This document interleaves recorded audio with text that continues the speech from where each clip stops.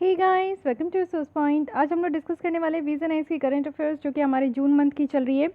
तो चलिए यहाँ पे हमारी इकोनॉमी की लेसन चल रही है, देख लेते हैं कि आज हमें क्या डिस्कस करनी है। काफ़ी लेंदी चल रही है ये हमारी इकोनॉमी की लेसन, क्योंकि काफ़ी अच्छी आर्टिकल्स है इस बार। और आपको समझना है इकोनॉमी को, अगर डेप्थ में समझना है तो vision eyes is one of the best. मुझे लगता है कि ये मैगजीन है जिसमें कि बहुत अच्छे से इकोनॉमिक सेक्शन को कवर किया जाता है। तो चलिए स्टार्ट करते हैं। आज हम लोग यहाँ पे देखने वाले माइक्रो फाइनेंस रेगुलेशन तो देख चुके हैं, अर्बन ट्रांसफॉर्मेशन देखेंगे। अर्बन ट्रांसफॉर्मेशन ये आर्टिकल अपने आप में आप देखो 4 पेजेस में है, तो इससे थोड़ा टाइम लगेगा। एंड देन थोड़ा टाइम अगर बचेगा तो टूरिज्म सेक्टर भी हम लोग इंडिया में एक एक करके यहाँ पे हम लोग एक एक सेक्टर देखेंगे। इट मीन्स कि रोड मैप है यहाँ पे सस्टेनेबल टूरिज्म के लिए। फिर रोड मैप बनाया गया है कि रूरल टूरिज्म को कैसे डेवलप करना है। फिर यहाँ पे रोड मैप है मेडिकल और वेलनेस टूरिज्म को लेकर। फिर एक रोड मैप है माइस को लेकर। तो ये सारी चीज़ें हम लोग एक एक करके यहाँ पे कवर अप करेंगे। बट स्टार्ट करते हैं हम लोग अर्बन ट्रांसफॉर्मेशन के साथ। तो चलिए स्टार्ट करते हैं अर्बन ट्रांसफॉर्मेशन के साथ। रिसेंटली न्यूज़ में क्यों है पहले ये समझते हैं, फिर अर्बन ट्रांसफॉर्मेशन क्या होता है, क्यों इंपॉर्टेंट है, इसके प्रॉन्स एंड कॉन्स और भी ज़्यादा इसके डाइवर्जन देखेंगे हम लोग। सबसे पहले रिसेंटली समझने की कोशिश कीजिए कि जो ministry of housing and urban affairs है उनके द्वारा एक इवेंट ऑर्गेनाइज किया गया है 6 ईयर्स, यानी कि 3 ट्रांसफॉर्मेटिव जो अर्बन मिशन है, जैसे कि स्मार्ट सिटीज़ मिशन है, अटल मिशन है, urban rejuvenation and urban transformation जिसे शॉर्ट फॉर्म में अमरूट कहते हैं। एंड देन यहाँ पे प्रधानमंत्री आवास योजना अर्बन है। तो ये 3 एरिया है, 3 स्कीम सरकार के द्वारा लाई गई थी जिससे कि अर्बन मिशन ट्रांसफॉर्मेटिव करने के लिए, इट मीन्स कि जो यहाँ पे अर्बन एरिया है उसको और भी बेटर तरीके से ट्रांसफॉर्म किया जाए, तो इसके लिए सरकार की ये 3 नीतियाँ थी। इसके बारे में देखने वाले 6 साल ऑलरेडी हो चुके हैं, यानी कि 2015 में इसको लाया गया था। तो अब इसके बारे में एक एक करके देखेंगे कि क्या इसमें एडवांटेजेस हुए, कितना यहाँ पे जो गोल है वो अचीव हुआ, या फिर और कितना मेहनत करने की ज़रूरत है। तो अगर अर्बन ट्रांसफॉर्मेशन की बात करें, यानी कि अर्बनाइजेशन करना, अर्बनाइजेशन एक फॉर्म ऑफ सोशल ट्रांसफॉर्मेशन है। जो कि आप देखो कि कोई भी क्षेत्र को अगर हम लोग कहें कि ये अर्बन सिटी है, तो आप लोग कैसे कहोगे कि ये एरिया अर्बन सिटी है। वहाँ पे क्या होगा कि आपको सारी फैसिलिटीज़ अच्छे तरीके से देखने को मिलेगी, साफ़ सफाई होगी, सैनिटेशन क्लीननेस हाइजीन की एकदम एक तरीके से आपको देखने को मिलेगा कि अच्छा व्यवस्था होगा। साथ ही एजुकेशन भी अच्छे अच्छे यूनिवर्सिटीज़ होंगे, मेडिकल अगर इंस्टीट्यूट की बात करें तो वो भी होंगे, और साथ ही साथ हॉस्पिटल की बात करें तो पब्लिक हॉस्पिटल, प्राइवेट हॉस्पिटल भी होंगे, और उनमें आपको फैसिलिटीज़ भी दी जाएगी। साथ ही अगर हम लोग देखें तो ट्रांसपोर्टेशन के भी सिस्टम अच्छे होंगे, इंफ्रास्ट्रक्चर अच्छी होगी, सारे लोग जो है यहाँ पे अनएम्प्लॉयमेंट की रेट कम देखने को मिलेगी, बच्चे यहाँ पे अच्छी जगह पढ़ रहे होंगे, लोग यहाँ पे अच्छी जगह काम कर रहे होंगे। तो सारी चीज़ें आपको एक मैनेज्ड वे में देखने को मिलता है, जिसको हम लोग अर्बनाइजेशन कहते हैं। बेसिक जो यहाँ पे एमिनिटीज़ है वो मिलने के साथ साथ और भी यहाँ पे फैसिलिटीज़ लोगों को मिल जाती है। तो इसमें क्या होता है कि सोशल ट्रांसफॉर्मेशन होता है। जो रूरल सोसाइटीज़ है, ग्रामीण क्षेत्र से जब लोग यहाँ पे अर्बन कम्युनिटीज़ में चेंज होते हैं, तब इसको हम लोग कहते हैं कि एक ट्रांसफॉर्मेशन हो गया। अर्बन ट्रांसफॉर्मेशन जो है ये पूरी इंटायर स्ट्रैटेजीज देखने को मिलेगा, पूरी तरीके से एक्शंस देखने को मिलेगा कि कैसे एक जगह पे, एक शहर में इकोनॉमिक पॉइंट ऑफ व्यू से, सोशल पॉइंट ऑफ व्यू से, फिजिकल या इन्वायरमेंटल कंडीशंस जो है वो सब कुछ बेटर हो सके। ठीक है, फॉर एग्जांपल आप देखो पुणे में, तो इंडिया की फर्स्ट जो वर्कर को ओन्ड वेस्ट पिकर कोऑपरेटिव है, ये काफ़ी हेल्प कर रही है कि एक इफ़िशियंट वेस्ट कलेक्शन सिस्टम जो है पुणे में बनाया जाए, और ये ज़्यादा से ज़्यादा रेसिडेंट तक पहुँचे, और ज़्यादा से ज़्यादा जो है सिटीज़ इसको देखें कि कैसे इनकॉर्पोरेट किया जा रहा है इनफॉर्मल वर्कर्स को मॉडर्न इकॉनमी में। तो ये चीज़ें देखने को मिल रही है कि काफ़ी बेटर तरीके से, एक तो यहाँ पे हमारा साफ़ सफाई का भी काम पुणे में हो जा रहा है, और साथ ही साथ जो इनफॉर्मल वर्कर्स है, इनफॉर्मल वर्कर्स कहने का मतलब है जिनकी यहाँ पे वर्किंग आवर्स फिक्स नहीं है, जिनकी यहाँ पे सैलरी फिक्स नहीं है, जिनको यहाँ पे एक फिक्स्ड हॉलीडे नहीं है, और जिनका यहाँ पे एक कोई भी सोशल सिक्योरिटी नहीं होता है। तो इन सारे अगर आप लोग कंप्राइजेस करोगे तो इसे हम लोग इनफॉर्मल वर्कर्स कहते हैं। तो इनफॉर्मल वर्कर्स जो है किस तरीके से यहाँ पे काम कर रहे हैं जिससे कि इस सिटीज़ में सैनिटेशन, साफ़ सफाई का भी काम हो सके, वेस्ट कलेक्शन सिस्टम इम्प्रूव हो सके, और साथ ही साथ इनकी भी कंडीशन इम्प्रूव हो सके। ठीक है, तो अगर हम लोग अर्बन ट्रांसफॉर्मेशन का अप्रोच देखें जो कि काफ़ी इंपॉर्टेंट है, क्यों इंपॉर्टेंट है, क्यों हम लोग आज के डेट में अर्बनाइजेशन, ग्लोबलाइजेशन की बात करते हैं, क्यों ये चीज़ें इंपॉर्टेंट है। इंपॉर्टेंट इसलिए है क्योंकि हमारे देश में पॉपुलेशन ग्रोथ हो रहा है। आप लोग जानते हो कि हम लोग पूरे वर्ल्ड में सेकंड मोस्ट पॉपुलस कंट्री है। यूनाइटेड नेशन की एक रिपोर्ट के द्वारा ये भी बता दिया गया है कि आगे आने वाले, यानी कि 2027 तक हम लोग चाइना को भी सरपास कर देंगे, यानी कि हमारी जो पॉपुलेशन है वो सरप्लस में हो जाएगी। पॉपुलेशन अगर इंडियन टाउन की देखें तो ये एक्सपेक्ट किया जा रहा है कि 282 मिलियन से 590 मिलियन तक नेक्स्ट 20 ईयर्स में ये बढ़ जाएगा। और 2050 तक क्या होगा कि बहुत सारे प्रोपोर्शन होंगे जो कि अर्बन एरिया में रह रहे होंगे, और यानी कि 66% ऑफ पीपल्स जो हमारे देश में होंगे वो अर्बन एरिया में रह रहे होंगे। 2050 तक की बात की जा रही है, ठीक है। सेकंड देखिए एम्प्लॉयमेंट अपॉर्चुनिटी।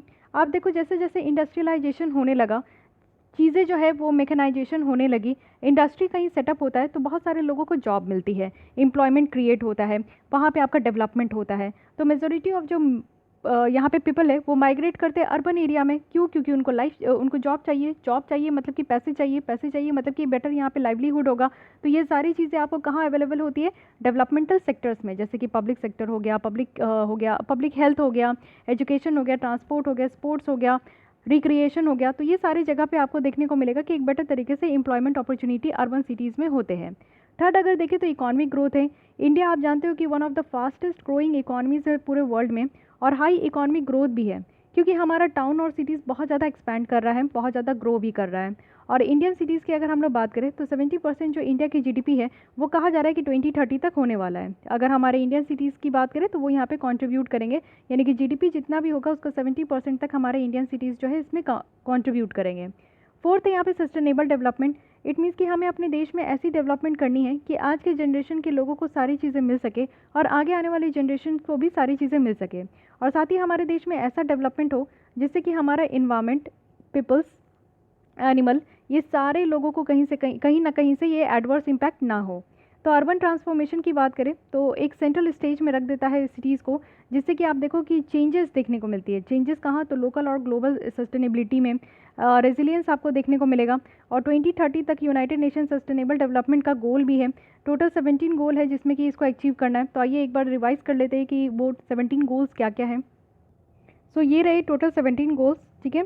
सबसे पहला गोल क्या है? No poverty, zero hunger, good health, quality education, gender equality, clean water and sanitation. तो इस तरीके से आपका टोटल जो है 17 है। 7th में क्या है? Affordable clean energy. 8 में क्या है? Decent work. 9th में क्या है? Industry infrastructure. 10th में क्या है? Reduce inequality.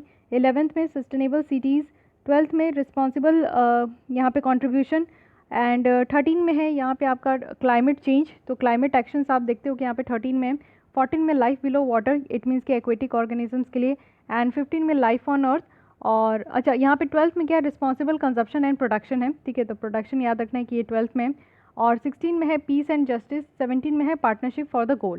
So these are the 17 goal जिसका टारगेट है कि 2030 तक अचीव करनी है।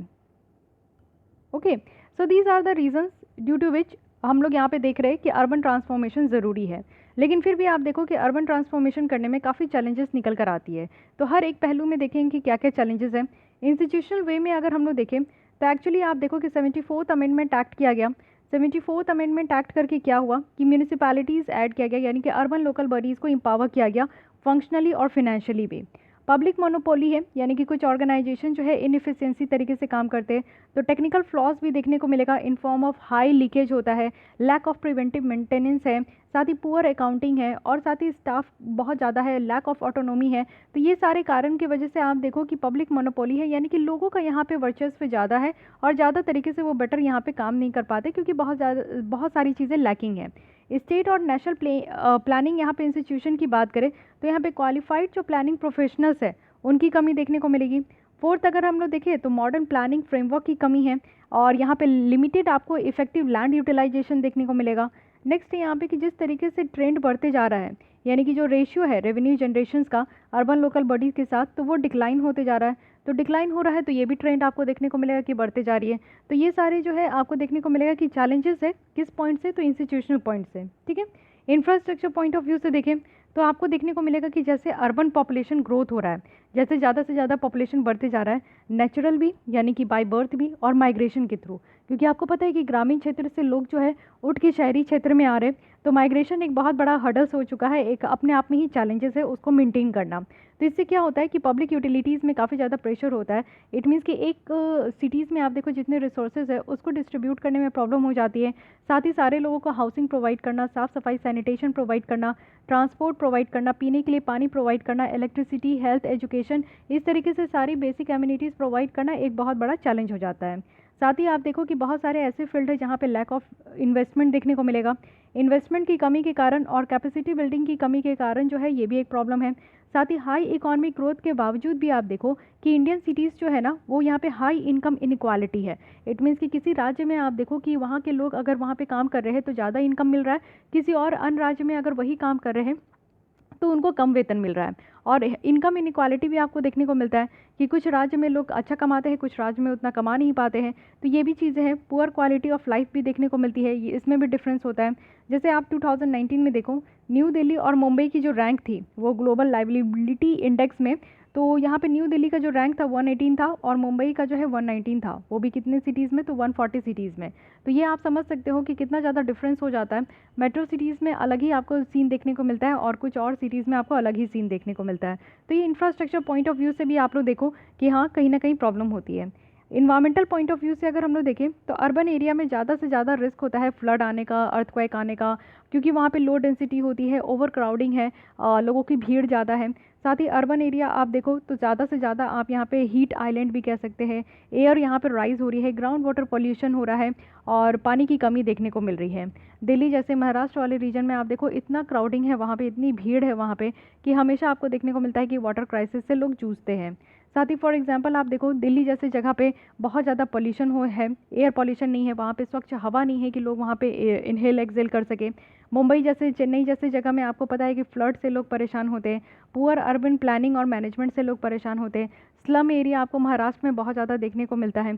तो धारावी स्लम है जो कि वन ऑफ द वर्ल्ड का सबसे बड़ा स्लम एरिया कहा जाता है, तो वो भी कहाँ पे है, तो हमारे मेट्रो सिटीज़ में ही है। तो हर एक मेट्रो सिटीज़ में आप देखो कि वहाँ पे इन्वायरमेंट पॉइंट ऑफ व्यू से कहीं ना कहीं कोई डेंजर है। सोशल अगर पॉइंट ऑफ व्यू से देखें तो लैक ऑफ रिसोर्सेज है, यानी कि उतना रिसोर्सेज है ही नहीं कि उस शहर में रहने वाले सारे लोगों को मिल सके। ओवर क्राउडिंग है, ज़रूरत से ज़्यादा लोग हैं। अब ज़रूरत से ज़्यादा लोग हैं, अपॉर्चुनिटी यहाँ पे आपको कम देखने को मिलेगा, नंबर ऑफ़ जो एम्प्लॉयमेंट है वो भी कम देखने को मिलेगा।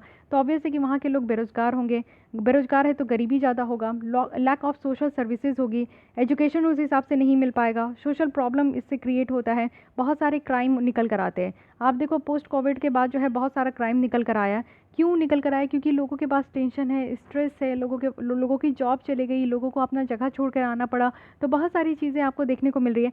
तो इससे वायलेंस निकल कर आता है, ड्रग एब्यूज़ होता है, ह्यूमन ट्रैफिकिंग होती है, सेक्सुअली असॉल्ट किया जाता है, चाइल्ड लेबर होता है। तो लोग इतने गरीबी रेखा से नीचे आ चुके हैं कि मजबूरन में अपने बच्चों को जो है कम उम्र में ही, अंडर 14 एज में ही उनको जो है यहाँ पे चाइल्ड लेबर वाली स्थिति में उनको रखना पड़ता है। सो दीज आर द यहाँ पे प्रॉब्लम्स है, ठीक है। Lack of resources, lack of proper management के कारण जो है ये सारे हम लोग को यहाँ पे प्रॉब्लम्स देखने को मिल रहे हैं। अब यहाँ पे बात करते हैं कि सरकार के द्वारा क्या क्या स्टेप्स लिए गए थे, यानी कि 3 ये जो स्कीम्स आया था इसके बारे में देख लेते हैं। सबसे पहले प्रधानमंत्री आवास योजना अर्बन के बारे में बात करें तो यहाँ पे जो अर्बन हाउसिंग की प्रॉब्लम है उसको एड्रेस किया जा रहा है। इकोनॉमिकली वीकर सेक्शन और मिडिल इनकम ग्रुप के लिए ये जो कैटेगरी है ना, इसके लिए यहाँ पे सम ड्वेलर्स भी आपका इंक्लूडेड है, यानी कि जो स्लम एरिया में रहते हैं उनके लिए भी इंक्लूडेड है कि उनके लिए जो हाउसिंग की प्रॉब्लम है वो चीज़ें एड्रेस की जाएगी प्रधानमंत्री आवास योजना के तहत। ओके, अगर हम लोग प्रोग्रेस देखें, हाँ यहाँ हाउसिंग फॉर ऑल ये जो है ये आपका लाया गया था, जैसे आप लोग देखते हो एजुकेशन फॉर ऑल, सब चीज़ फॉर ऑल के लिए, तो हाउसिंग टू ऑल है, ये 2022 तक का इनका टारगेट है। तो अभी 1 साल और है, तो देख लेते हैं कि अभी तक कितना प्रोग्रेस हुआ है। 1.12 करोड़ हाउसेज जो है वो सैंक्शन किए गए और more than 50 lakh crore complete हो चुके हैं। फर्स्ट टाइम आप देखो कि इंटरेस्ट सब्सिडी जो है वो होम लोन पे दिया जा रहा है और साथ ही साथ यहाँ पे वो भी क्रेडिट लिंक्ड सब्सिडी स्कीम्स के तहत जो है 18 लाख करोड़ तक का यहाँ पे जो एनुअल इनकम है उनको यहाँ पे इंटरेस्ट सब्सिडी भी दी जा रही है। तो कहने का मतलब है कि इंटरेस्ट के ऊपर छूट दिया जा रहा है। MIG कहने का मतलब है कि जो मिडिल इनकम ग्रुप है ना, अगर उनका एनुअल इनकम कितना है तो 18 लाख तक हो गया है, वो भी क्रेडिट लिंक्ड सब्सिडी स्कीम्स के तहत, इस स्कीम के तहत, तो उनको फिर यहाँ पे जितना इंटरेस्ट उनको पेमेंट करेगा किया जाना है तो उसके कुछ परसेंटेज जो है वो यहाँ पे सब्सिडी के फॉर्म में छूट मिलेगा। ठीक है, यहीं पे कुछ और कंपोनेंट देख लेते हैं कि प्रधानमंत्री आवास योजना अर्बन में क्या क्या है। तो सबसे पहले आप लोग देखो कि इन सीटू स्लम रीडेवलपमेंट है, जो स्लम वाले एरिया है उसको डेवलपमेंट करना है। क्रेडिट लिंक्ड सब्सिडी स्कीम भी है, इट मीन्स कि जितना क्रेडिट है उसको सब्सिडी से लिंक किया जा रहा है। अफोर्डेबल हाउसिंग इन पार्टनरशिप है और बेनिफिशियरी लीड यहाँ पे आप देखो इंडिविजुअल हाउस कंस्ट्रक्शन इन्हांसमेंट है। तो ये सारे कुछ कंपोनेंट है इसके तहत। अगर हम लोग बात करें यहाँ पे अचीवमेंट का, तो अफोर्डेबल रेंटल हाउसिंग कॉम्प्लेक्सेस जो है वो यहाँ पे अर्बन माइग्रेट्स के लिए और जो पुअर पीपल है वो भी लॉन्च किया गया है कोविड-19 को देखते हुए।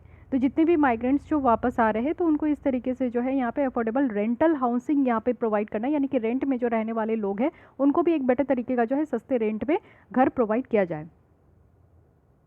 टारगेट बेनिफिशरीज़ की बात करें कौन कौन है, तो यहाँ पे लेबर हो गए, अर्बन पुअर है जैसे कि स्ट्रीट वेंडर हो गए, रिक्शा पुलर हो गए, तो ये सब भी यहाँ पे आ गए। मार्केट ट्रेड एसोसिएशन है, हॉस्पिटैलिटी यहाँ पे सेक्टर्स स्टूडेंट्स भी आ जाते हैं, मैन्युफैक्चरिंग यूनिट भी आ जाता है, लॉन्ग टर्म टूरिस्ट या फिर विजिटर है तो वो भी यहाँ पे आ जाते हैं, उनको भी ये सारे जो है रेंटल हाउसिंग कॉम्प्लेक्सेस मिल सकते हैं। इंडस्ट्रियल वर्कर है जो इंडस्ट्री में काम करते हैं, एजुकेशन या हेल्थ इंस्टीट्यूशन में जो काम करते हैं, तो इतने सारे टारगेटेड बेनिफिशरीज हैं जिनके लिए कोविड-19 में जो रिवर्स माइग्रेशन हुआ था, कहने का मतलब है कि जो लोग वापस अपने गाँव वापस आ गए थे क्योंकि लॉकडाउन था तो उसकी वजह से वापस आना पड़ा, तो उनके लिए यहाँ पर रेंटल हाउसिंग कॉम्प्लेक्सेस जो है अफोर्डेबल वे में ये आपका बनाया गया। ठीक है, अब अमरूट की बात कर लेते हैं। अमरूट क्या है, ये फर्स्ट फोकस्ड आपका नेशनल वाटर मिशन है जिसका एम है कि बेसिक सर्विस प्रोवाइड करना। इट मीन्स कि यहाँ पे वाटर सप्लाई होना चाहिए, सीवरेजेस होनी चाहिए जो कि आपके हर एक हाउस होल्ड में हो, और एक बेसिक एमिनिटीज़ जो है वो सिटीज़ में प्रोवाइड हो सके पानी को लेकर। 500 सिटीज़ जो है वो अमरूट के अंदर ये आपका सेलेक्ट किया गया था। की फीचर्स क्या क्या है, तो की फीचर्स आप लोग देख सकते हो कि पानी की यहाँ पे सप्लाई की बात की जा रही है कि हर घर तक यहाँ पे पानी का सप्लाई होना चाहिए। पेडेस्ट्रियन और जो नॉन मोटराइज्ड और पब्लिक ट्रांसपोर्ट फैसिलिटीज़ है, पार्किंग स्पेसेस है, ये सारी चीज़ें यहाँ पर मिलना चाहिए, यानी कि पेडेस्ट्रियन जो पैदल चलते हैं उनके लिए भी एक अलग से पाथ हो, और जो 2 व्हीलर 4 व्हीलर चलते हैं उनके लिए अलग से पाथ हो, और साथ ही साथ पार्किंग स्पेस भी हो, कहीं पे भी आप जाओ तो पार्किंग कर सको। साथ ही यहाँ पे आप देखो कि ग्रीन स्पेस को भी क्रिएट करना है, पार्क वगैरह होना चाहिए, साथ ही सीवरेजेस फैसिलिटीज़ होनी चाहिए, सेप्टेज मैनेजमेंट होना चाहिए, और अगर इसी के साथ बात करें तो स्टॉर्म वाटर ड्रेन्स जो है वो यहाँ पे होना चाहिए, जिससे क्या हो सकता है कि फ्लडिंग की जो प्रॉब्लम होती है हमारे अर्बन सिटीज़ में, तो वो समस्या यहाँ पे कम हो सके। तो ये की फीचर्स है। सारे सिटीज़ जिसमें कि पॉपुलेशन 1 लाख से ज़्यादा है तो उनको यहाँ पे इस मिशन के तहत जो है कवर्ड किया गया है। अब इसका प्रोग्रेस देख लेते हैं कि कितना प्रोग्रेस है। तो कहा जा रहा है कि 105 lakh house hold water tap यहाँ पे लगाया गया है, पीने का जो आपका पानी का जो टैप होता है वो लगाया गया है। 78 लाख यहाँ पे सिवर कनेक्शंस दिया गया है। 88 लाख यहाँ पे स्ट्रीट लाइट लगाया गया है। आप लोग भी देखो होगे कि जो इफिशियंट एलईडी लाइट था उसके साथ इसको रिप्लेस किया गया है। साथ ही साथ as per the energy resources institute के हिसाब से देखें तो 84 लाख टन्स जो है कार्बन फुटप्रिंट ये रिड्यूस हुआ है इस अमरूट के तहत। तो ये भी चीज़ें आप लोग ध्यान रख सकते हो, तो इसकी प्रोग्रेस भी ध्यान रखना है। नेक्स्ट आते हैं यहाँ पे स्मार्ट सिटीज़ मिशंस को अगर लेकर देखें तो इसका एम यही है कि एक सिटी को स्मार्ट बनाना है। Smart in which terms, smart in terms of infrastructure, की अच्छी इंफ्रास्ट्रक्चर हो, क्लीननेस हो, सस्टेनेबल इन्वायरमेंट हो सिटीजन्स के लिए, और स्मार्ट सोल्यूशन हो जैसे कि स्मार्ट ग्रिड हो, स्मार्ट वाटर हो जो कि इंटरनेट ऑफ थिंग्स को यूज़ करते हुए हो। तो ये चीज़ें याद रखनी है। इंटरनेट ऑफ थिंग्स का कहने का क्या मतलब है, communications between the devices. Okay, एक डिवाइस जब दूसरे डिवाइस के साथ कम्युनिकेट करने लगता है तो उसे हम लोग इंटरनेट ऑफ थिंग्स कहते हैं। तो ये इंटरनेट ऑफ थिंग्स के इस्तेमाल करते हुए जो है सिटीज़ को स्मार्ट बनाना है। बेसिकली आप देखो कि यहाँ पे 6 फंडामेंटल प्रिंसिपल है, ये चीज़ें समझने की कोशिश कीजिए कि क्या क्या यहाँ पे 6 फंडामेंटल प्रिंसिपल है। सबसे पहले अगर हम लोग देखें तो कम्युनिटी एट द कोर, यानी कि कम्युनिटी जो कि आपका प्लानिंग इम्प्लीमेंटेशन के टाइम पे, साथ ही मोर फ्रॉम लेस यानी कि कम से कम जो है अधिक यहाँ पे जनरेट करना है। कोऑपरेटिव और कॉम्पिटिटिव फेडरलिज्म होना चाहिए।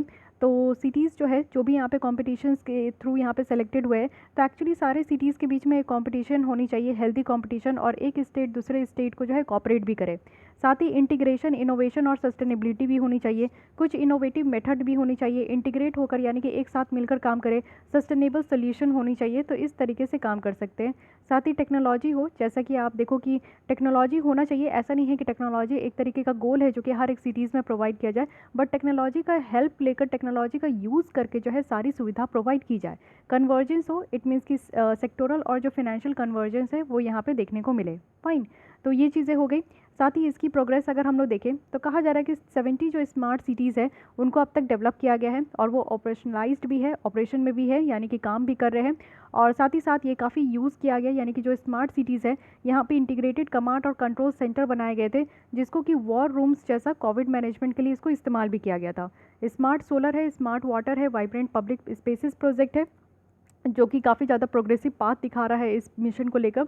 212 यहाँ पे आप देखो कि 212 जो है पीपीपी प्रोजेक्ट है, यानी कि यहाँ पे आपका पब्लिक प्राइवेट पार्टनरशिप प्रोजेक्ट है जो कि आपका कंप्लीटेड स्टेज में यहाँ पे अभी तक आया है, यानी कि जो इस वक्त स्मार्ट सिटीज़ मिशन के अगर आप लोग कंप्लीटेड स्टेजेस में देखोगे तो यहाँ पे इतने प्रोजेक्ट जो है यानी कि पब्लिक सेक्टर्स भी और प्राइवेट सेक्टर्स भी मिलकर यहाँ पे काम कर रहे हैं।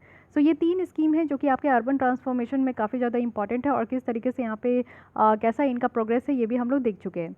अब देखते हैं कि यहाँ पे सेक्टर वाइज क्या वेटेज है। क्लाइमेट स्मार्ट सिटीज़ असेसमेंट 2.0 है, तो ये भी हम लोग आगे देखने वाले। तो इसमें आप लोग देख लो कि कैसे क्लाइमेट स्मार्ट सिटी असेसमेंट किया जा रहा है। तो सबसे ज़्यादा जो वेटेज है वो आपका अर्बन प्लानिंग में है और साथ ही एनर्जी और ग्रीन बिल्डिंग में है, जो कि 25% है। तो अर्बन प्लानिंग हो गया, ग्रीन कवर हो गया, बायोडाइवर्सिटी हो गया, ये ठीक है। इसमें 25% का यहाँ पे आपका वेटेज दिया गया। अगेन ग्रीन और जो एनर्जी बिल्डिंग यहाँ पे आपका डेवलप करना है उसका भी 25% तक वेटेज है। उसके बाद आता है मोबिलिटी और एयर क्वालिटी, यानी कि किसी भी सिटीज़ में एयर क्वालिटी कैसी है। एंड देन यहाँ पे वेस्ट मैनेजमेंट आता है कि जो कचरे निकल कर आते हैं उसको कितना बेटर तरीके से मैनेज किया जा रहा है, और फिर इसी के साथ वाटर मैनेजमेंट भी निकल कर आता है। तो ये आप लोग देख सकते हो कि हर एक सेक्टर वाइज यहाँ पे वेटेज रखा गया है कि बेटर तरीके से इसको एसेस किया जाए। लेकिन अभी देखते हैं कि रिसेंटली क्या क्या स्टेप्स लिया गया है जिससे कि और ये जो तीनों मिशन है ये और ज़्यादा सक्सेस हो सके। तो सबसे पहले तो यही है कि climate smart city approve assessment framework लाया गया है 2.0। तो इसका एम यही है कि एक अच्छा खासा रोड मैप लेकर आना है जिससे कि हमारे जो अर्बन क्लाइमेट एक्शंस है उसको और बेटर तरीके से टैकल कर सके। यानी कि अर्बन एरिया में आप लोग देखो कि जो भी क्लाइमेट चेंज यानी कि ग्लोबल टेम्परेचर बढ़ रहे हैं, कार्बन इमिशंस बढ़ते जा रहा है, एयर पॉल्यूट होते जा रहे हैं, वाटर पॉल्यूट होते जा रहे हैं, तो ये सारी चीज़ों को टैकल कर सके। उसके बाद अगर बात करें तो डेटा मैच्योरिटी असेसमेंट फ्रेमवर्क 2.0 है। हर एक साल जो स्मार्ट सिटीज़ है वो रैंक किए जाते हैं जिससे कि अर्बन लोकल बॉडीज़ जो है वो अपने तरीके से जो डेवलपिंग स्टेज में है तो वो खुद को डेवलप करे, अपने डेटा इकोसिस्टम को और ज़्यादा स्ट्रेंथन करे, ठीक है। तो यहाँ पे आप लोग देखो कि जो डेटा है वो 100 स्मार्ट सिटीज़ को देखा जाता है और ये 5 पिलर पे यहाँ पे 100 स्मार्ट सिटीज़ को देखते हैं। फर्स्ट पिलर है यहाँ पे आपका पॉलिसी कि कोई भी आपकी सिटीज़ में किस तरीके की पॉलिसी चल रही है। सेकेंड है कि लोग, क्या लोग इस पॉलिसी से खुश हैं। थर्ड है प्रोसेस, यानी कि प्रोसेस में है सब कुछ या नहीं। फोर्थ है टेक्नोलॉजी कि उस सिटीज़ में कितना टेक्नोलॉजी का यूज़ हो रहा है। एंड फिफ्थ है आउटकम्स, जब इतने सारे इनपुट्स लगाए जा रहे हैं तो उसके क्या आउटकम्स हैं, ठीक है। अगर हम लोग बात करें यहाँ पे आईसीटी इनिशिएटिव्स का और स्मार्ट सिटीज़ के अंदर, तो इसके बारे में बात कर लेते हैं। सबसे पहले आप लोग देखो कि एक मैच्योरिटी यहाँ पे ICCC मैच्योरिटी असेसमेंट फ्रेमवर्क है। ये क्या है, ये सेल्फ असेसमेंट टूल किट है। यानी कि आप लोग देखो कि जिस सिटीज़ में जितने भी यहाँ पे 5 पिलर्स है और जो जो पॉलिसी लाया गया है तो उसके तहत कितना ज़्यादा ये डेवलप हो रहा है, कितना ज़्यादा वो पॉलिसी की जो भी वहाँ पे उसकी ऑब्जेक्टिव है वो कितना फुलफिल हो पा रही है। तो ये सेल्फ असेसमेंट टूल किट है जिसके थ्रू जो है असेसमेंट हो जाएगा। यानी कि यहाँ पे आप लोग देखो कि फंक्शनैलिटी कैसे है, टेक्नोलॉजी कितना अच्छे तरीके से इस्तेमाल हो रहा है, गवर्नेंस कैसा है, सिटीजन इंगेजमेंट कितनी है, तो ये सारी चीज़ों के थ्रू आपको देखने को मिलेगा। अगर स्मार्ट सिटी के ICT स्टैंडर्ड देखें, ठीक है, इंटीग्रेटेड अगर हम लोग स्टैंडर्ड देखें तो यहाँ पे आप लोग देखो कि multi vendor, multi network, multi service environment होनी चाहिए जो कि स्मार्ट सिटी में एग्जिस्ट करे। स्मार्ट, अगर इंडिया की स्मार्ट सिटी फेलो रिपोर्ट भी है जिसमें कि यहाँ पे यूथ लीडरशिप को प्रमोट किया जाता है कि यूथ जो हमारे देश के है वो आगे निकल कर आए और जितने भी स्मार्ट सिटीज़ में जो भी यहाँ पे काम करना है उसमें वो भागीदारी यानी कि पार्टिसिपेट एटलीस्ट करे। उसके बाद टुलिप रिपोर्ट है। टुलिप कहने का मतलब है कि the urban learning internship program है। एक्चुअली एक तरीके का प्लेटफॉर्म है जिसमें कि जितने भी ग्रेजुएट है ना अर्बन लोकल बॉडीज़ के और स्मार्ट सिटीज़ के, उनको कनेक्ट किया जाता है और उनसे कुछ न्यू सोल्यूशंस जो है वो मांगा जाता है और वो यहाँ पे न्यू सोल्यूशंस देते भी है। एक्चुअली जो AICTE है यानी कि all India council for technical education, उनके द्वारा इसको लॉन्च भी किया गया है टुलिप को। तो ये अगेन वेरी इंपॉर्टेंट है, आपके प्रीलिम्स पॉइंट ऑफ व्यू से ये पूछा जा सकता है डायरेक्टली, ठीक है। टुलिप के बारे में बात करते हैं तो टुलिप में आप देखो कि फ्रीडम है, इंसेंटिव्स है और ट्रांसपेरेंसी है, क्योंकि ये आपका एक प्लेटफॉर्म है जिसमें कि सारे ग्रेजुएट्स आकर मिलकर बात करते हैं और कुछ प्रॉब्लम्स की सॉल्यूशंस निकालते हैं। तो यहाँ पे आपको देखने को मिलेगा कि इसका जो आर्किटेक्चर है वो ओपन आर्किटेक्चर है जिसमें कि ये ट्रांसपेरेंसी निकल कर आता है। फ्रीडम भी है यानी कि फ्लेक्सिबल चॉइस है, जिस भी बच्चे को यहाँ पे जुड़ना है वो जुड़ सकते हैं। इंसेंटिव्स भी है कि यहाँ पे आप देखो कि इंसेंटिव्स यानी कि एक्स्ट्रा यहाँ पे मनी असिस्टेंस भी प्रोवाइड किया जाता है। उसके अलावा आप देखो कि NIUA है, ये क्या है, national institute of urban affairs knowledge product है। तो सिटीज़ की बात करें, इट मीन्स कि city investment to innovate, integrate and sustain program है। एक्चुअली इसको जो है फ्रेंच डेवलपमेंट एजेंसीज़ के साथ पार्टनरशिप करके लाया गया और इसका भी एक ही मात्र है कि यहाँ पे जितने भी प्रोजेक्ट है उसको डेवलप करना है और जो सस्टेनेबिलिटी का एजेंडा है और इनोवेशन का जो एजेंडा है अर्बन इंफ्रास्ट्रक्चर में, वो चीज़ें यहाँ पे लेकर आनी है। साथ ही अर्बन स्टैटिस्टिक्स में बात करें तो ये हैंडबुक ऑफ अर्बन स्टैटिस्टिक्स की बात की जा रही है। ये पहली इस तरीके की एक डॉक्यूमेंट है जिसमें कि मेनली स्पेशल फोकस दिया जा रहा है पर्सन विद डिसेबिलिटीज़, यानी कि आप देखो कि ऐसे लोग होते हैं जो कि किसी न किसी तरीके से डिसेबल होते हैं, तो उनके लिए एक इको फ्रेंडली जोन बनाना है, उनके लिए फ्रेंडली जो है उनके हिसाब से जो है सारी चीज़ें होनी चाहिए, चाहे वो ट्रांसपोर्टेशन हो, चाहे उनके लिए पार्क हो, चाहे उनके लिए एजुकेशन हो, कहीं भी किसी भी तरीके से उनकी जो फिजिकल डिसेबिलिटी है ना वो बैरियर ना हो सके। तो उनके लिए भी हमारे स्मार्ट सिटीज़ में ये हैंडबुक ऑफ अर्बन स्टैटिस्टिक्स को इंक्लूड किया गया है। तो ये डायरेक्टली आपसे पूछा जा सकता है, तो इसको भी ध्यान रखिएगा कि ये है क्या, ठीक है। उसके बाद सिटीज़ इनसाइट रिपोर्ट भी है। ये भी एक रिपोर्ट है जिसके द्वारा ये इन्वेस्टिगेट किया जाता है कि कितना जो है अर्बनाइजेशन ट्रेंड हमारे इंडियन सिटीज़ में चल रहा है। साथ ही साथ अगर हम लोग देखें तो NIUA एक ऑटोनोमस बॉडी है ministry of housing and urban affairs के तहत, जो कि यहाँ पे क्या करते हैं ना कि रिसर्च और प्रैक्टिस के बीच में जो गैप है उस चीज़ों को ये एनालाइज करते हैं, उस चीज़ों को ये जो गैप है वो फुलफिल करने का कोशिश करते हैं जो कि अर्बनाइजेशन से ही कोई इशू रिलेटेड है। फाइन, तो ये सारी चीज़ें तो हम लोग देख लिए कि क्या क्या और भी अदर स्टेप्स लिया जा रहा है। ऐसा नहीं है कि सिर्फ 3 स्कीम ला दिया गया है, उसी के बेसिस पे हम लोग कोशिश कर रहे हैं कि अर्बन ट्रांसफॉर्मेशन हो जाए। इन 3 स्कीम्स के अलावा भी आप लोग देखो कि सो मेनी यहाँ पे आपके इनिशिएटिव्स है जो कि डिफरेंट एजेंसीज़ के द्वारा लाया गया है, जिसमें कि स्मार्ट सिटीज़ जो है हमारा बेटर तरीके से बन सके। अब देखते हैं यहाँ पे बताया जा रहा है कि क्या हमारा अप्रोच होना चाहिए जिससे कि जो अर्बन ट्रांसफॉर्मेशन है वो आगे आने वाले फ्यूचर में और तेज़ी से बढ़ सके। तो सबसे पहला है कि अर्बन गवर्नेंस होनी चाहिए। जैसे हमारी सिटीज़ ग्रो हो रही है, यानी कि म्यूनिसिपल बाउंड्रीज़ के बियॉन्ड जाकर ये ग्रो हो रही है, तो फुल्ली फॉर्म्ड मेट्रोपॉलिटन अथॉरिटीज़ हैं जिसमें कि क्लियरली ये उनका रोल्स डिफाइन किया गया है कि क्या क्या एसेंशियल है सक्सेसफुल मैनेजमेंट करने के लिए। तो लार्ज सिटीज़ को किस तरीके से सक्सेसफुली मैनेज करे उसके लिए एक अच्छा खासा अर्बन गवर्नेंस होने की ज़रूरत है। इंटीग्रेटिंग प्लानिंग और मैनेजमेंट होना चाहिए। इट मीन्स कि यहाँ पे मार्जिनलाइज सेक्शंस के लिए क्या क्या ज़रूरत है, जैसे उनके रहने के लिए घर की ज़रूरत है, उनके लिए प्राइमरी हेल्थ की सुविधा देने की ज़रूरत है, पीने के लिए एक फ्रेश ड्रिंकिंग वाटर होनी चाहिए, ट्रांसपोर्टेशन की सुविधा अच्छी होनी चाहिए, अदर कुछ एमिनिटीज़ की भी प्रॉब्लम है जो कि एक तो अफोर्डेबल प्राइस में होना चाहिए कि वो उस चीज़ को जो है अफोर्ड कर सके, परचेज़ कर सके। तो ये सारी चीज़ें यहाँ पे प्रोवाइड करना है। साथ ही अगर फाइनेंस की बात करें तो जो डिवोल्यूशन है वो यहाँ पे आपके मोर रिफॉर्म्स के साथ सपोर्ट किया जाना चाहिए अर्बन फाइनेंसिंग में, जिससे क्या होगा कि जो सिटीज़ की डिपेंडेंसी होती है सेंटर और स्टेट के ऊपर तो ये कम हो पाएगी। अर्बन लोकल बॉडीज़ को अगर पर्याप्त मात्रा में फाइनेंस दिया जाएगा तो ऑब्वियस है कि वो डिमांड नहीं करेंगे स्टेट गवर्नमेंट से, ना ही सेंट्रल गवर्नमेंट से, और डेवलपमेंट वहाँ पे अच्छे तरीके से हो पाएगा। साथ ही ट्रेंड ह्यूमन रिसोर्सेज होना चाहिए, स्पेशल नॉलेज और एक्सपर्टीज़ हो, इसकी ज़रूरत है अर्बन प्लानिंग करने के लिए जो भी अर्बन एरिया में है। स्पेशली आपका कहाँ, तो हिली एरिया में आप देख सकते हो, हिमालय वाले रेंज में, कोस्टल रीजन में आप देख सकते हो, रिवर साइड देख सकते हो, डिजास्टर वल्नरेबल एरियाज़ में देख सकते हो, जहाँ पे कुछ ट्रेंड ह्यूमन रिसोर्सेज की यहाँ पे ज़रूरत है। ओके, सो ये सारे अप्रोच होना चाहिए। तो यहाँ पे हमारा अर्बन ट्रांसफॉर्मेशन की जो ये आर्टिकल है ये कंप्लीट हो गई। एक बार फिर से मैं समराइज़ कर देती हूँ कि हमने यहाँ पे क्या क्या देखा। सबसे पहले अर्बन ट्रांसफॉर्मेशन की बात की तो अर्बन ट्रांसफॉर्मेशन करने के लिए ministry of housing and urban affairs के द्वारा 3 स्कीम लाए गए थे। फर्स्ट है यहाँ पे आपका स्मार्ट सिटी मिशन, सेकंड है Atal mission for rejuvenation and urban transformation जिसे अमृत कहते हैं, एंड थर्ड है प्रधानमंत्री आवास योजना। ठीक है, 3 स्कीम है जिसके तहत जो है अर्बन ट्रांसफॉर्मेशन होगा, यानी कि अर्बनाइजेशन करने की बात की जा रही है। अब ये इंपॉर्टेंट क्यों है? इंपॉर्टेंट इसलिए है क्योंकि हमारे यहाँ पॉपुलेशन ग्रोथ हो रहा है, एम्प्लॉयमेंट अपॉर्चुनिटी निकल कर आएगी, इकोनॉमिक ग्रोथ होगा, सस्टेनेबल डेवलपमेंट होगा। लेकिन फिर भी क्या यहाँ पे चैलेंजेस है जिसके थ्रू हम लोग इसको इम्प्लीमेंट नहीं कर पा रहे? तो आप लोग देखो कि इंस्टीट्यूशन लेवल पे यहाँ पे है कि पब्लिक मोनोपोली निकल कर आ रहा है, lack of modern planning framework है। अगर बात करें इंफ्रास्ट्रक्चर में तो इंफ्रास्ट्रक्चर में इन्वेस्टमेंट की कमी है। साथ ही अर्बन पॉपुलेशन का ग्रोथ हो रहा है, बाय नेचुरल या फिर माइग्रेशन बढ़ते जा रहे हैं। इन्वायरमेंट की बात करें तो यहाँ पे जितने भी हाई अर्बन सिटीज़ है उसमें हाई रिस्क है, चाहे वो फ्लड हो, अर्थक्वेक हो, या फिर आपका जो है वाटर पॉल्यूशन हो, एयर पॉल्यूशन हो। सोशल की बात करें तो लैक ऑफ सोशल रिसोर्सेज है, इट मीन्स कि बहुत ज़्यादा यहाँ पे आपको मिसमैच देखने को मिल रहा है। So these are the area जहाँ पे चैलेंजेस देखने को मिल रही है। अब सरकार के द्वारा जो 3 स्कीम लाए गए थे उसकी हम लोग प्रोग्रेस देखें तीनों की, और तीनों का कंपोनेंट देखें। ऐसा नहीं है कि इन तीनों के ऊपर बेस्ड है, इसके अलावा भी बहुत सारा काम किया जा रहा है, जिसमें कि climate smart city assessment framework है, डेटा मैच्योरिटी असेसमेंट फ्रेमवर्क है, ICT इनिशिएटिव है जो कि स्मार्ट सिटीज़ के तहत है, उसके बाद टुलिप प्रोग्राम है, और NIUA है जो कि national institute of urban affairs है, नॉलेज प्रोडक्ट है। तो ये सारा काम किया जा रहा है। उसके अलावा और क्या करना चाहिए? तो हमें अर्बन गवर्नेंस पे फोकस करना चाहिए, इंटीग्रेटेड प्लानिंग और मैनेजमेंट पे फोकस करना चाहिए, फाइनेंस यहाँ पे अर्बन लोकल बॉडीज़ को प्रॉपर तरीके से देना चाहिए, और ट्रेंड ह्यूमन रिसोर्सेज होना चाहिए जिनके पास स्पेशल नॉलेज और एक्सपर्टीज़ हो। Fine, so this is all about the urban transformation. I hope कि आपको ये समझ में आया होगा और आपको अच्छा लगा होगा। Coming to the next article जो कि है टूरिज्म सेक्टर इन इंडिया। तो अलग से ही ये लेसन बहुत बड़ी है, बट अभी मैं थोड़ा सा ओवरव्यू दे देती हूँ कि हमारे देश में टूरिज्म की क्या हालचाल है।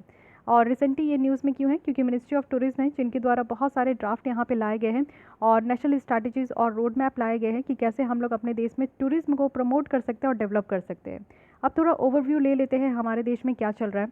तो सबसे पहले अगर हम लोग world travel and tourism council के अकॉर्डिंग देखें तो इंडिया की रैंक 10th है 180 कंट्रीज़ में इन टर्म्स ऑफ ट्रैवल और टूरिज्म।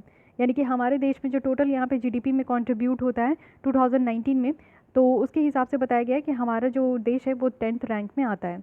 उसके बाद आप देखो कि 8% जो है टोटल एम्प्लॉयमेंट में ये कंट्रीब्यूट होता है। आप लोग देखो कि कहीं पे भी टूरिज्म सेक्टर्स अगर बहुत ज़्यादा आपका डेवलप्ड है, जैसे आप लोग देखते हो कि जितने भी आइलैंड कंट्रीज़ है, चाहे वो मालदीव्स हो गए या फिर इंडोनेशिया है, सिंगापुर है, मलेशिया है, तो इनकी जो इकॉनमी चलती है ना वो टूरिस्ट से ही चलती है। इतने सारे टूरिस्ट आते हैं वहाँ पे। तो आप देखो कि किसी भी देश में टूरिस्ट आ रहे हैं तो सबसे पहले तो उनको जो है उनके डेस्टिनेशन तक पहुँचाना, तो यहाँ पे ट्रांसपोर्टेशन का भी काम किया जाता है, यहाँ पे जॉब आपका आ गया। उसके बाद होटल की जो यहाँ पे रिस्पॉन्सिबिलिटी है वो बढ़ जाती है, तो होटल में आपका जॉब निकल कर आता है। जहाँ पे भी वो घूमने जाएंगे, जितने भी हिस्टोरिक प्लेसेस या फिर जितने भी घूमने की जगह है वहाँ घूमने जाएंगे, तो ऑब्वियस है कि जहाँ पे भी टूरिस्ट लोग घूमने जाएंगे तो वो कुछ भी खरीदेंगे, तो वहाँ पे वहाँ पे लोग जो है अपने प्रोडक्ट्स को बेचते हैं और इस तरीके से जो है उनको गाइड करने के लिए भी गाइडेंस भी चाहिए। तो हर एक तरीके से आप देखो कि यहाँ पे टूरिस्ट जिस देश में रहता है उस देश की जो है इकोनॉमिक की स्थिति अच्छी होती है। तो इसलिए यहाँ पे आप लोग देखो कि टोटल एम्प्लॉयमेंट भी जनरेशन होता है, तो ये 8% यहाँ पे कंट्रीब्यूट करता है। अगर जीडीपी में देखें तो 6.8% यहाँ पे टोटल इकॉनमी में कंट्रीब्यूट कर रहा है। और फॉरेन एक्सचेंज एंड अर्निंग जो कि हम लोग टूरिज्म में से देखें तो ये $30 बिलियन तक का 2019 में था, जो कि 2018 से इंक्रीज़ हुआ है। और इंटरनेशनल टूरिस्ट अराइवल की अगर हम लोग बात करें तो ये भी बढ़ा है, यानी कि हमारे देश में 1.23% तक जो है लोग यहाँ पे फॉरेन कंट्रीज से आते हैं घूमने के लिए। साथ ही अगर टॉप रिसोर्स हम लोग मार्केट देखें कि फॉरेन टूरिस्ट अराइवल कौन कौन से है, तो सबसे ज़्यादा हमारे देश में बांग्लादेश से लोग घूमने आते हैं। सेकंड नंबर पे यूएस है, थर्ड नंबर पे यूके है, फोर्थ नंबर पे ऑस्ट्रेलिया है एंड फिफ्थ नंबर पे यहाँ पे कनाडा है और उसके बाद चाइना है। ठीक है, तो ये सारे कंट्रीज़ है जिससे कि लोग हमारे देश में घूमने आते हैं। तो ये एक छोटी सी ओवरव्यू है हमारे देश में टूरिज्म का क्या हालचाल है। लेकिन हमारे देश में टूरिस्ट को मेंटेन करने के लिए एक अलग से मिनिस्ट्री बनाई गई है जिसे हम लोग मिनिस्ट्री ऑफ टूरिज्म कहते हैं। तो ये एक नोडल एजेंसी है जिनका यहाँ पे काम है कि टूरिज्म को बढ़ावा देने के लिए उसके लिए नेशनल पॉलिसी बनाना है, प्रोग्राम बनाना है, जिससे कि हमारे देश में टूरिस्ट जो है वो डेवलप हो सके, प्रमोट हो सके टूरिज्म। मिनिस्ट्री की अगर बात करें तो यहाँ पे आप देखो कि ऑटोनोमस इंस्टीट्यूशन भी है इसके तहत।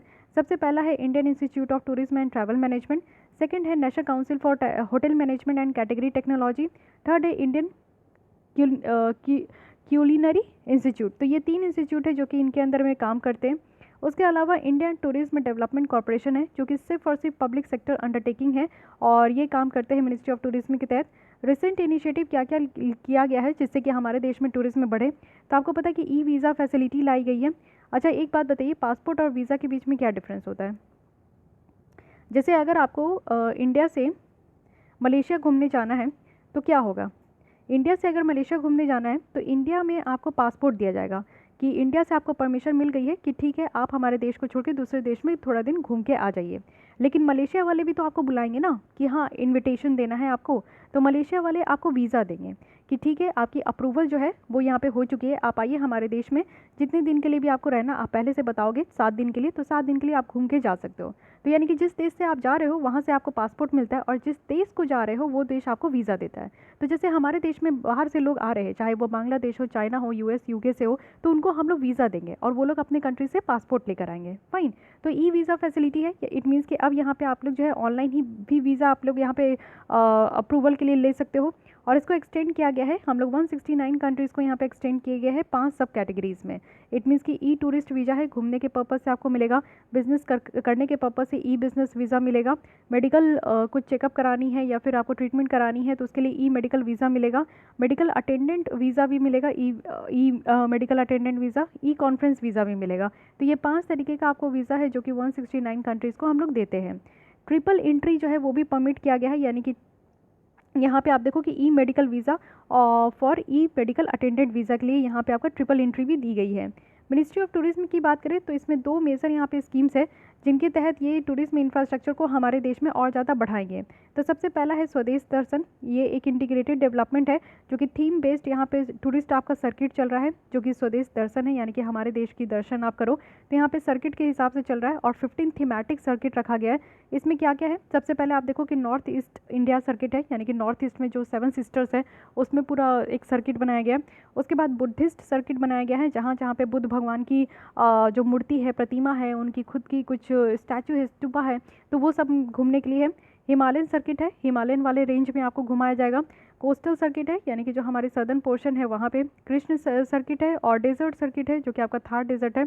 और उसके अलावा ट्राइबल सर्किट है, इको सर्किट है, वाइल्ड लाइफ सर्किट है, रूरल सर्किट है, spiritual circuit, Ramayana circuit, heritage circuit. तो इस तरीके से आप देखो कि इतने सारे सर्किट बनाए गए जिसमें कि जो भी लोग जो है वो आकर घूमना चाहते हैं तो घूम सकते हैं। सेकंड यहाँ पे स्कीम है प्रसाद। प्रसाद कहने का मतलब pilgrimage, rejuvenation and spiritual heritage augmentation drive. इस स्कीम के अंदर क्या है, 51 साइट्स है जिसको कि आइडेंटिफाई किया गया है 28 स्टेट्स में। और साथ ही मिनिस्ट्री ऑफ टूरिज्म की बात करें तो ये 17 आइकॉनिक साइट्स को हमारे देश में आइडेंटिफाई करते हैं, जिसको यहाँ पे डेवलपमेंट करना है। किसके तहत, तो आइकॉनिक टूरिस्ट साइट्स के तहत। इनक्रेडिबल इंडिया 2.0 कैंपेन्स भी है जो कि टूरिज्म मिनिस्ट्री का है, जो कि एक इसका इनका शिफ्ट देखने को मिलेगा जेनरिक प्रमोशंस को लेकर। साथ ही साथ यहाँ पे आप देखो कि RCS उड़ान 3 है, उड़े देश का आम नागरिक। तो ये कनेक्टिविटी को फर्दर इम्प्रूव किया जा रहा है, यानी कि यहाँ पे आपका जो अंडर सर्व्ड रीजन है, अनसर्व्ड और अंडर सर्व्ड रीजन, वहाँ पे कनेक्टिविटी की बात की जा रही है।